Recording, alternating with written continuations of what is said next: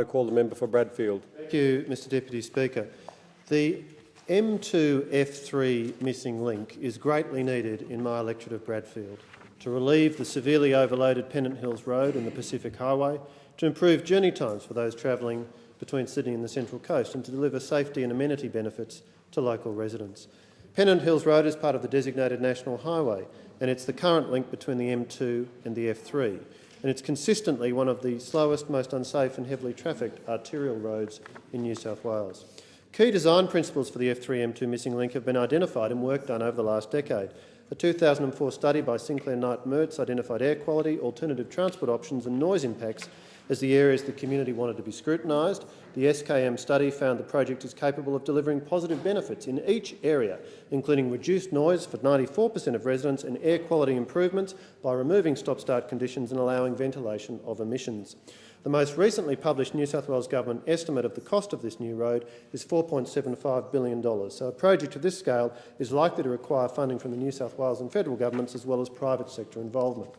Recently, an unsolicited proposal from private motorway operator Transurban was provided to the New South Wales Government for a possible F3 to M2 motorway tunnel link underneath Pennant Hills Road. This announcement does not commit either the New South Wales Government or Transurban to the project, but it is encouraging that assessment of the project will now continue to a second stage, with the parties to work together over the next 6 months. Obviously, the New South Wales Government needs to carefully assess this proposal to determine if it delivers value for money.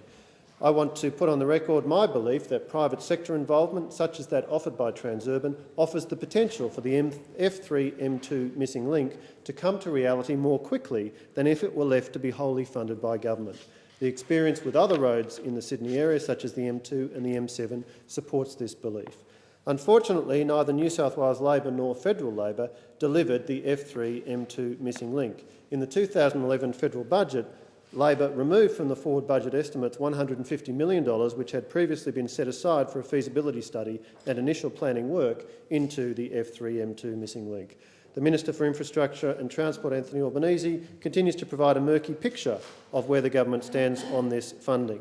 In a recent radio interview following the budget, he made the vague claim that $150 million was still available for the link, although it's clear from last year's budget it was removed from the forward estimates, and where it sits in this year's budget is nowhere to be found. I again call upon the Minister to provide clarity as to whether his government is committing $150 million to the F3 to M2 link, and I at the same time call upon the New South Wales Government to assess the private sector proposal, the unsolicited proposal, carefully and express my view that properly managed private sector involvement could deliver a more rapid outcome than if it's left solely to government.